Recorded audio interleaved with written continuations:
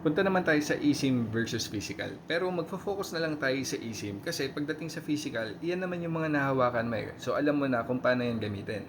So dito tayo sa eSIM. Yung eSIM kasi, pag bumili ka, bibigyan ka lang ng network ng QR code. Tapos yung QR code na to, i-upload na natin sa phone para mapagana yung SIM card. So basically, hindi mo na siya nawakan, diniretso mo na siya na parang app mo siyang in-install sa phone mo. Pag may eSIM yung phone mo, sobrang dami na pwede natin gawin. Mas magbe-benefit ka lalo kung OFW ka kasi pwede ka mag-install ng mga Philippine SIM card and pwede ka mag-install ng mga international SIM card. So kunwari, OFW ka sa Saudi, so pwede kang maglagay ng tatlong Philippine SIM card, Globe, Smart dito, at saka tatlong international SIM card. Let's say sa Saudi, may Mobily, STC, Lebara.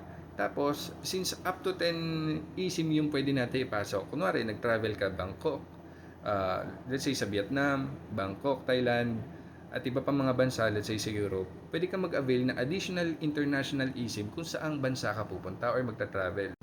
Pero syempre, may limitations pa rin. So, kahit na maka-install ka dyan ng 10 eSIM or 10 SIM card, dalawa pa rin yung maximum na pwede nating gawing active. So, eto, yung sa akin, tatlo yung SIM card ko. Pero ang pwede ko lang ma-activate is up to 2 networks. So, pinili ko yung Globe at saka yung dito SIM card ko.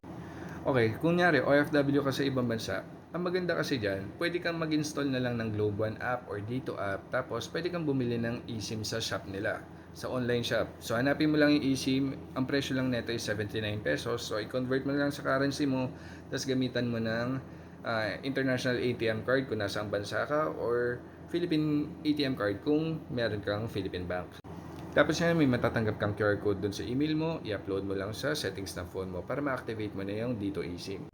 Ganon din sa Smart. So, pwede kang pumunta sa Smart Shop sa website o kaya install mo na lang yung Smart, dun ka bumili ng eSIM. So, ang presyo lang din naman yan is 99 pesos. Ganon din sa Globe. So, either install mo yung Globe One app or pumunta ka na lang sa online shop ng Globe. Tapos, ayun, i-check out mo na lang. 99 pesos lang din yung eSIM ng Globe. Pag na-checkout mo na, may matatanggap kang QR code via email. Tapos, punta ka lang sa settings ng phone mo, hanapin mo na yan, i-upload mo na yung QR code para mapagana mo na yung Philippine SIM card mo. Hindi lang sa Philippine SIM card or dun sa bansang pinagtatrabuhan mo gagana yung eSIM.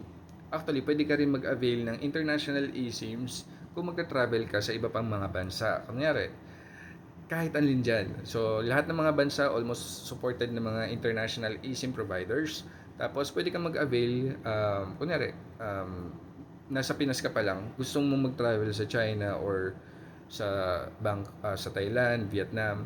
So, mag-install ka lang ng international eSIM provider, hanapin mo yung bansa na pupuntahan mo dito, tapos mag-avail ka lang. And may matatanggap ka din na QR code mula sa kanila, tapos install mo lang para pagdating mo dun sa bansa naman na pupuntahan mo, right away is magkakaroon ka ng internet kagad. Pagdating sa pricing ng eSIM, nakadepende yan kung ilang bansa yung pupuntahan mo, kung single country or multi-country.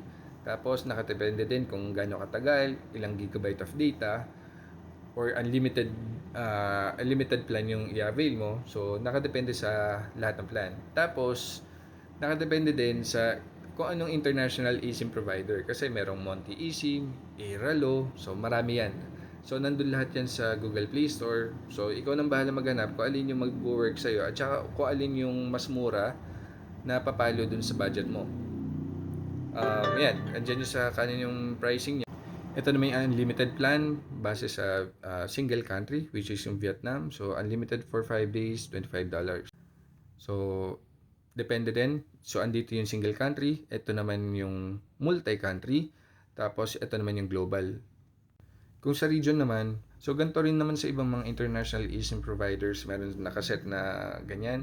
Pero dapat i-double check mo kung aling bansa yung mga yung sakop ng bawat package. Kunyari, magtutour ka sa Asia or Southeast Asia, dapat pasok yung mga bansa na pupuntahan mo dito. Kasi once na hindi nakalista dyan yung bansa na pupuntahan mo, let's say, sa case ko no, nung nag-travel ako ng Southeast Asia,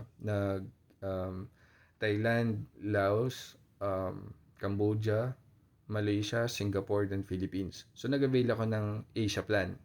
Katulad na nangyari sa akin. So, nung in-avail ko to, wala sa listahan yung Laos. So anong nangyari niyan? Dalawang eSIM yung in-avail ko. Isang Asia plan and isang Laos plan. Kaya pagdating dito, so nung umorder na ako, maliban dyan sa tatlong eSIM, Philippine SIM card, and yung Saudi SIM card ko, so pumasok din dito yung international eSIM ko, which is inavail ko sa Monte eSIM. Yung isang Asia plan, and another one is yung specifically para sa Laos internet plan. Yung pag-avail kasi ng eSIM na yan, kung i-compare sa physical, kunyari sa physical kasi gagamitan mo ng passport yung bawat bansa na pupuntahan mo para bumili ng physical, which may lead to identity theft katulad ng kino-content ng iba. So yung ganung problema is maiwasan ko dahil may eSIM ako. Hindi ko na kailangan kumausap pa ng mga nagbebenta ng SIM card, magpe-present ng passport. So ayun, canceled out yung ganung security concern.